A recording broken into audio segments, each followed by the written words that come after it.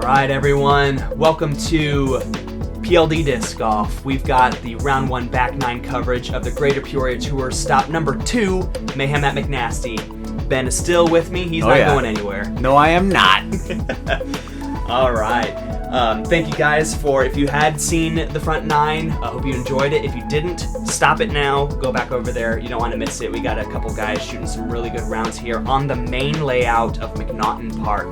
One of the unsung favorites of even some of the touring pros that have come and played disc golf in the area. So, what do you think this has in store for us, Ben? Yeah, really solid track. Back 9 plays a little bit harder than the front 9, especially on these kind of short layout. So we'll see a little bit more gap hitting, a little more kind of shot technicality coming through, and then finish off with some bombs. Awesome. Yeah, look forward to it. All right, and go ahead, Ben. Yeah, starting us off hole 10, 363. We're calling it a par 4 today. I think it plays as a par 4. It's a really tough 2 to get that you really need a huge arm. Plays significantly uphill with a really strong left to right slope the entire way down the fairway. Yeah. Righties are looking to throw kind of a distance driver or fairway driver on an ante and have it kind of pan and sit in the fairway. Absolutely. Or maybe get a putt, but that's asking a lot. Dane, wow, he rips this, but a little overturned, and that kind of gets into jail a little bit. Right, and so that's that critical disc selection. So you want to ensure that because to get down the fairway, you want to ensure you have enough straightness in a disc that it actually carries around that bend. I'm standing right at the critical bend part. But it's going uphill, and you can't select too overstable us going straight, just like Jared did, if you don't hang it out enough on Anheuser. This is just a really unique hole. What does stats tell us it should play as? What do stats tell us it plays as? It's that half stroke mark that you as a par 4, it's playing pretty easy. Okay. So it's playing at 3.53 strokes on average. But obviously, if you put that as a par 3, then it gets really, really hard. Yes. So it's kind of one of those true tweener holes. I think from the long pad, it plays a little bit more as a true par 4, in my opinion. Okay. I guess we'll have to wait until the back 9 or the second round coverage to see how that plays. But absolutely, it's just a tough get. It feels like, especially as a par 3. As a par 4, it feels a lot more attackable, I would say. Yeah. And this little tunnel here, I mean, it opens up a little bit there on the slope once you get up the hill, and then it constricts again. I don't have any constructive information for you. I was hoping you were going to. Yeah, so Jared actually got through all of the rough onto the path on the other side of that rough. So he's on the path to the next tee pad, trying to go kind of up and around, fighting through everything. Wow, I've never seen anyone get back there before. That is a tough break. Yeah, absolutely. And he even was so confused that he asked the cameraman first, which was me, for some constructive criticism. So then I said, I have nothing constructive. So yeah, that was a nice pitch out from Dane. Carson trying to give it a birdie bid from looks like pretty deep C2. Yeah. And I mean, this is not a bad result from Jared from where he was, but that's just a tough spot to be. Absolutely. Gonna get up and down for his par, but it's tricky. So, and thinking about the par set, I think it just changes the mentality of how you attack the hole. I think most of you guys could probably end up just going with that straight, maybe understable mid-range to put somewhere up there in play and then just do that approach. Yeah, I agree with that. I think I could be wrong about this. I feel like on the day this was originally called a par 3 and they changed it during the round. Okay. So I think that might have some effect on the kind of mentality there. But I think, especially the guys on this card, I don't think that would really change the play. I know Jared and Dane are pretty much going to be aggressive players who are going to be attacking this as much as they can most of the time. Carson, maybe I'm less sure about, but yeah. Definitely a tricky hole, but fun one. Yeah. And it looks like Dane took a hit on that, so he'll be one back of Carson for the next hole. And shout out to Power Grip, a very powerful sponsor for the tour. We're thanking so much. Check them out in Bloomington if you're ever in the area. But with that, we'll move to hole 11, which from the shorts, it's no joke. It's from tough, the longs, man. it's insane. Yeah. This is one of the tightest, most technical gaps that we have out here. I just barely got Dane's shot. He left it left. He's in the rough. It's hard to show on camera how tight this gap is. Oh boy, especially when you yank it like that. That's not what you're looking for. I get a good trickle out, but not ideal. It plays slightly downhill. So your disc stability is crucial, and it's just, you're usually going kind of mid-range, maybe putter for these guys with the downhill, but it's just a tough shot. Yeah, I mean, the gaps, both right off the tee and right here that you're trying to throw through. Yeah, the late gap is sneaky difficult as well. It's probably, I mean, at the, like, thrown airspace at most, like, 15 feet wide. Yep, and this is actually tied for our hardest hole of the round. It was. 0.35 strokes over par, so kind of goes to show it's playing tough today. It's probably not going to change at all for the long layout either, so. No, it'll probably play harder from harder, long. yeah. So, yeah, good pitch up there. That's really, in the grand scheme of things, you just want to do this hole. Dane just trying to hack his way through, and he does. Great results. Yeah. Good job. But, yeah, really, it's just try to put yourself out there in the open with the chance to pitch up for the par. I mean, this is another one where a 3 is great. Ooh, good bid from Jared there for birdie, so I'll have a pretty easy tap in for par, it looks like. I've got this for par, I believe. Do it. Oh, yeah, just sneak it in the bottom right corner. A little bit of a sketchy putt, but anything that goes in we'll take. Yeah. And, then just cleanups from here. Yeah, a fun hole. I really like this hole. It's just so tough. It's like you got to be on your game, hitting gaps, and it's hard to do in a tournament setting. Dane. Actually, I think I missed it. He actually got caught up on his first attempt at trying to get out of the rough. Huge shout out to Prodigy Discs, who is also Dane's sponsor. Dane's a great player, and the plastic he's throwing is beautiful, and it's great stuff. So we want to thank them for equipping us with some player pack stuff. So here we are, hole 12, 250-foot, just dead straight shot, essentially. Yep. Find the straightest thing that you got, you're most confident in, that you can turn away from the gap and pipe. Yep, looking for putter mid-range, most likely here. Oh, I get a really nice kick out of that. Really nice. Left it a little bit early, but yeah, just like you said, something you can hit the gap with, nice and straight. Jared leaves his a little low. That scoots up there. It should be probably 60, 70 feet, I would say.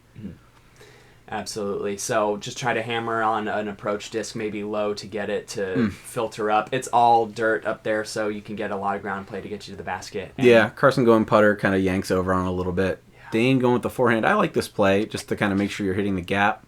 It opens it up the most.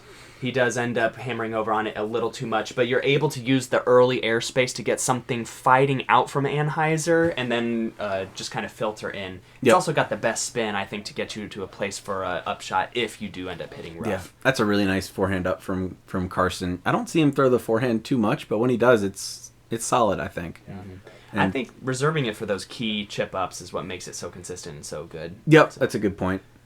Yep, I got deep circle 2 here. Probably a little half bid. Yeah, tried to give it a run, but what are those putters? Is that your regular AVRs? So I have a Circle 2 putter that I like. That's a super beat up Glow AVR, and then I'm putting with actually the same putters that Jared's using here, the new Proto Glow AVRs they're nice. I like them. Gotcha. We'll see if Jared can put his in. Yeah, he kind of airballed that last putt. There it is. Yeah, that's a good putt from him. A little weak side, but hopefully he can take that out with some confidence to the next holes. Yeah. No, I definitely like using the super beat up putter for C2 looks just to keep it straighter, kind of glide in the air a little bit longer. I have only just started experimenting with that, and it looks like you needed just a heavier putter there. Yeah, that was... I won't blame that one on the putter. Sorry, Innova.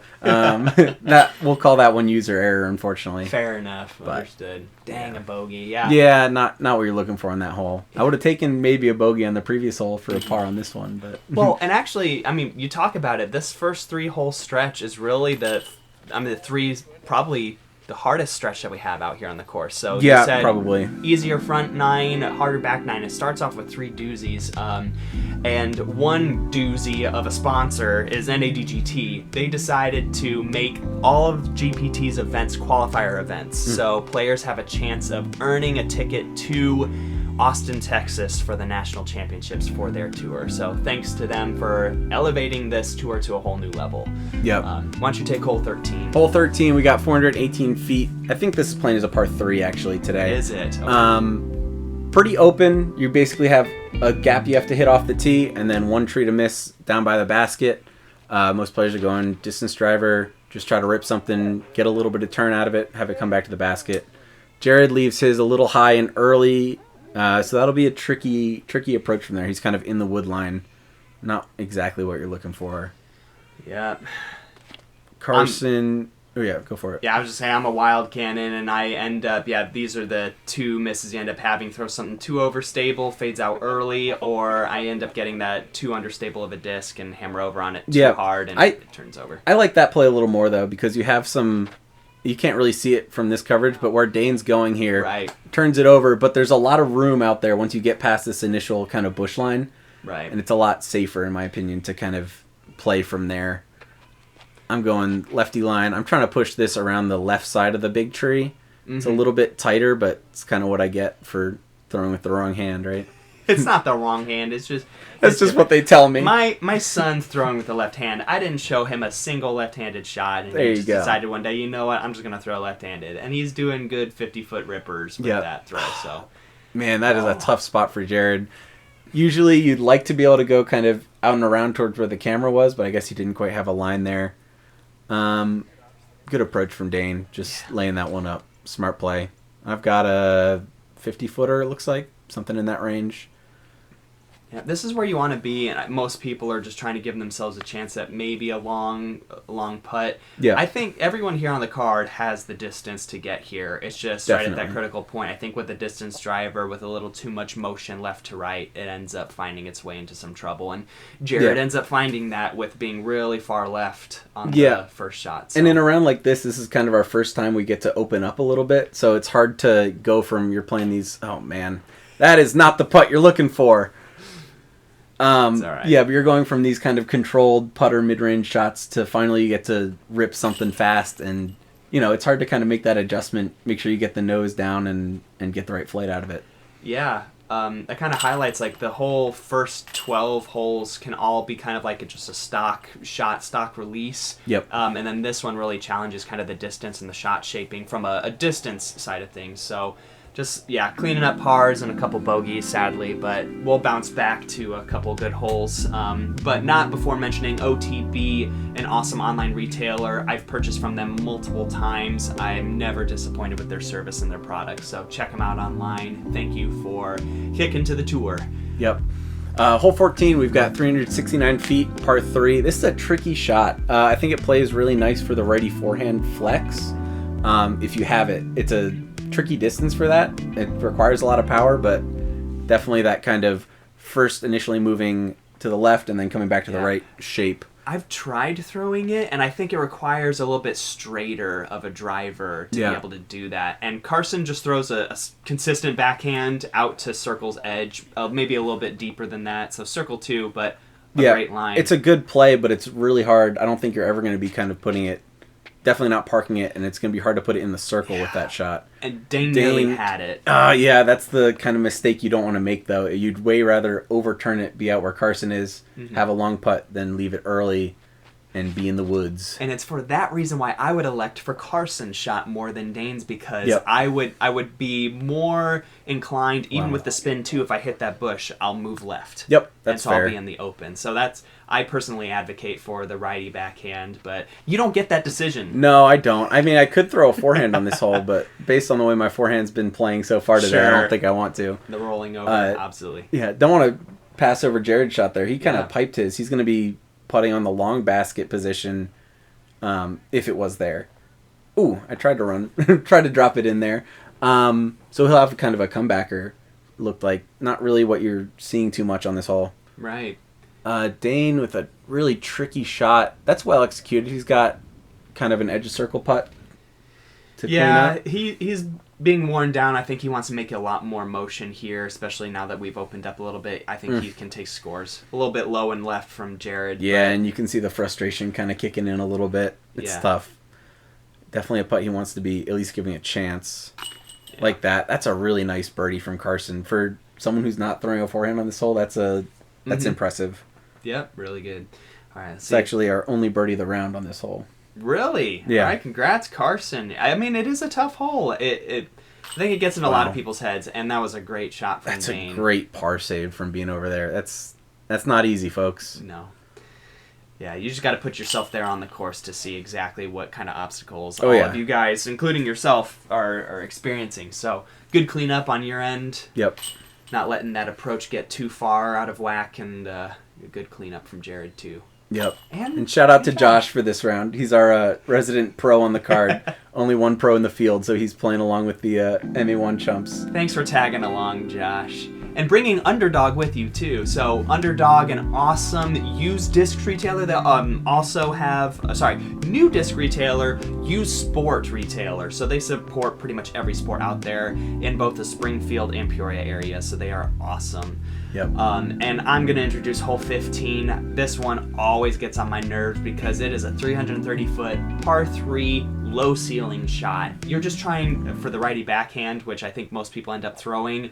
You just throw that straight mid-range on Baby Anheuser as hard as you can, right at the ceiling, and I mean, nearly had it there with Carson's shot, but it was just a little right. But that's essentially what you're looking for. I agree. I think with the low ceiling, I think it personally plays a little nicer for a fairway driver, just to get the extra push, so you don't need to quite throw it as hard. But it's a very technical shot for not being super long. And that's that tweener distance. So if you're throwing the mid-range, you have to throw it hard. If you're throwing the fairway driver, you have to tempo down on it. How do you hit a gap? And Jared, sadly, did not really. He left that a little bit early out of his hand, I think. Yeah, not exactly. That'll be a tricky spot from there. Yeah. And you gotta do the flip up. I tried to flip up.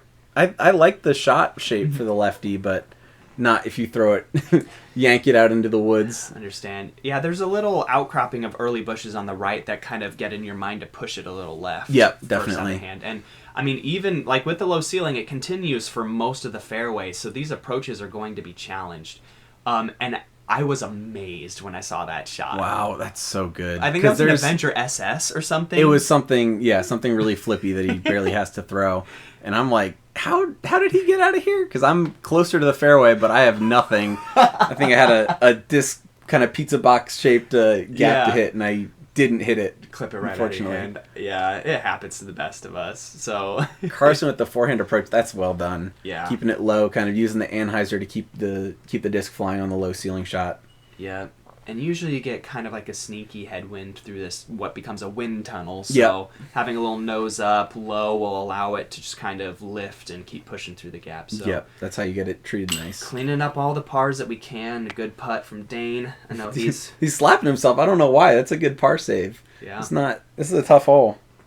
Playing as our third hardest on the round, actually. 0.29 strokes over par. No birdies. Like, it's a tough one. Mm-hmm.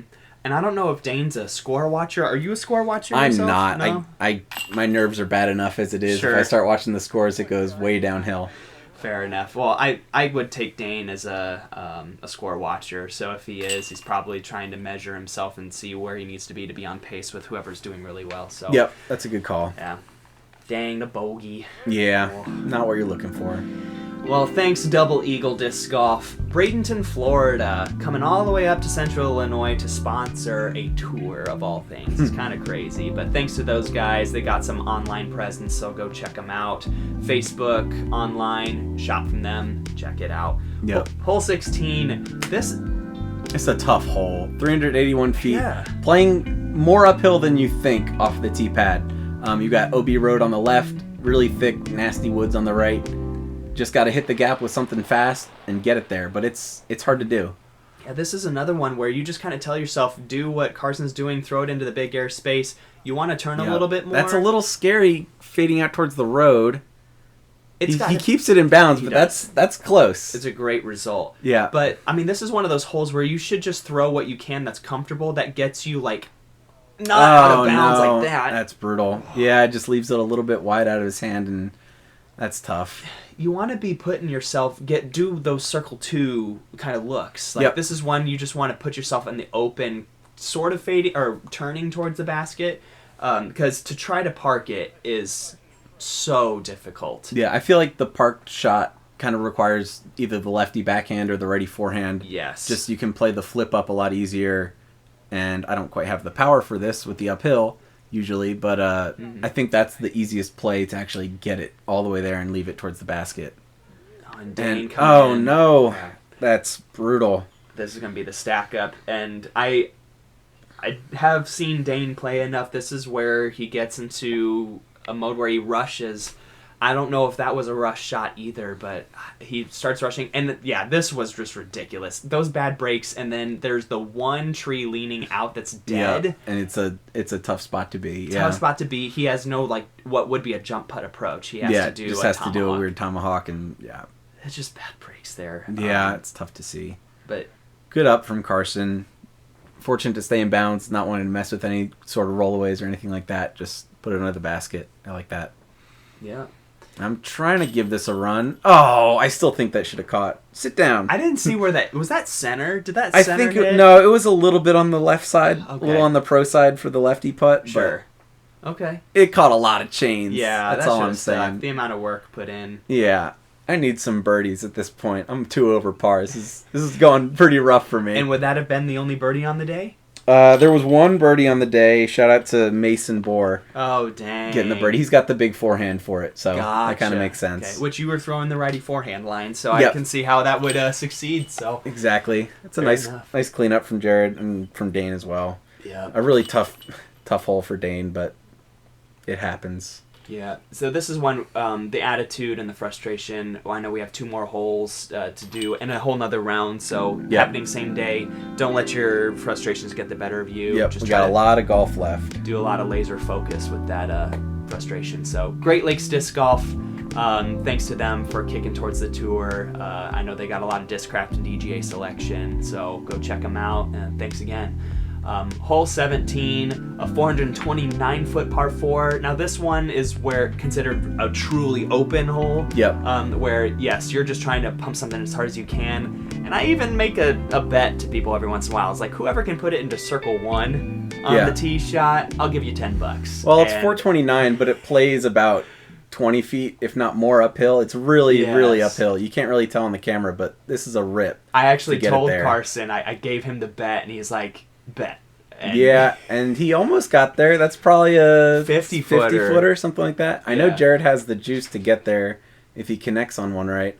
That looks a little bit floated, though. The wind happening today, I think, is right to left on this hole, which when we get on to 18 and we see that one's going to be a strong left to right. So when you put it on that hyzer line, you really have to let it go wide to let that wind help you, else you'll end up too far left. So. Yeah. And maybe a little bit of tailwind here. I feel like we had headwind on 18. Okay, so tail right to left. So yeah, so kind of pushing this down and then not quite letting it come back. And that's a nice shot. Distance. That's good distance, but he's still got 60 feet in, which is fine. It's a par 4. Mm-hmm. Yeah, so nothing wrong with the 3 on this hole. Yeah, a very easy birdie, I think, for most people. Yep, should be. I mean, give yourself kudos too. That's a pretty good upshot for the way these pine trees hang over the green. You can easily get caught up on those and then drop at circle's edge. You do see that a lot for people who aren't quite as experienced playing the course, leaving that approach high, especially with kind of the high floor that the hill gives. Right. And then you get caught up and have a circle's edge putt. Yeah, this is a nice drive from Carson. There are a lot of greens out here that are on the slopes, and trying to get your approaches to land softly and not like roll like that. Yeah, that's a tough. I mean, he still should be good for this putt, you would think, but definitely goes from a stress-free putt to a little bit of a knee knocker, and his knees were knocking. Yeah, you hate to see that, and there's the frustration coming out a little bit. Yeah, and he playing a fantastic front 9. Things slow down here for the back 9. I know nice he didn't want to bogey or even maybe it's a par, but it feels like a bogey on this hole. It really doesn't feel good to get the 4, I have to say. Right. It's kind of similar to which hole on the front 9 hole 10. Hole 10 that plays kind of 50-50 where it's Actually, this hole's playing easiest of the day at 3.35 average. Well, I'm going to say both. So one's a par 3, hole 10's a par 3, hole 17's a par 4. They're both must 3s. Yeah, it feels like it. So you must par 10 and you must birdie here. So I don't care what kind of par you put it on. It's like if you take more than 3, it doesn't feel good. It doesn't feel good. If you take less than 3, it's amazing. Yeah. Yep, I agree with that. Yeah. Final hole of our first round coverage, hole 18, 489 feet, definitely the signature hole of the course out here. Plays as a super downhill, just bomb it, drive, tee shot, get as far out into this field as you can, and then try to throw it as hard as you can to get up there for a putt. This usually kind of casually plays as a par 5, but they made it a par 4 for the tournament. Yeah. don't want to see any eagles out here. So Right. Technically speaking, in the short layout, the mains layout, it is a par 5, and then for longs, they just take a stroke away. From Okay. par, so there you go. And local legend has it that the original course designer still has an ace bounty out for this hole. So Yeah, I don't think anyone's cashing that anytime soon. It just it was a joke for old events. I think it's Couple $1 million. a couple $1 million now with the rolling ace pot. We'll There see. you go. All right, Jared bombs this. Yeah, gets by that middle tree. That'll be. I mean, it takes a huge shot from there, but he has the power to get it to the green from there. And really, if I were to find a landmark here for something you should be throwing at, you want to clip the very tip of that tree as far as height goes, but you should pick, obviously, a side and not go straight at it. You don't want to go straight at it like that. Oh, man. Oh, and that is a terrible lie. Yes. Directly on that tree. Yeah, this is actually, I think, the first time I've hit this tree. Mm-hmm. We definitely had headwind because I'm going my super overstable, it's a Wraith. Yeah. But, yeah, so usually we do get some headwind, but not quite as much as we had today, I believe. Yeah, and the reason why I say you want to have that is because that tip of that tree is actually downhill from here, and when you throw that, the disc just pushes all the way to the ground. Yeah. And you'll see this. It's Like going that. hyzer, but it's pushing. Dane left his high. Yeah. It hyzers out way too early, and you lose up to like 200 feet of distance. So it's critical that you get a downward nose angle on this. Yeah, and this crazy. is a tough break. I Ooh. mean, obviously you don't want to hit the tree in the middle of the fairway, but I didn't need this stance here. You clipped your hand. Yeah, on the follow through I clipped my hand a little bit. I was pretty frustrated, 1 over at this point, so I didn't feel it too bad, but another day maybe would have hurt a little bit more. Blind to the pain. Exactly. Let the rage take over. That's a nice shot from Dane. He's maybe going to have a long putt. It's hard to tell from this camera angle, but... Yeah, depth perception is hard because, I mean, yeah, Dane's probably got like 450 into the pin. Yep. Jared's From, probably got 420 or so. He definitely has that distance. yeah. And actually being left, it puts you at the same height as the basket. The Yep. further right you go, you're actually downhill, so it makes the second shot a little bit tougher. So sometimes it's okay to be a little bit shorter and left than to be right. So, But you can carry farther with the further downhill from the tee shot. So yeah, it's a trade-off. What can you do consistently? And this is a great shot. That's a nice shot from Carson as well. Jeez, he might be pinned deep there. Actually, I think he's straight deep. He's not pinned deep at all. Wow. That's crazy. I know. You don't see that too often. I'm trying the forehand here. That's a little fluffed. Mm-hmm. Definitely want to put that closer, Absolutely. we'll say. Dane with the birdie putt from 50, 55.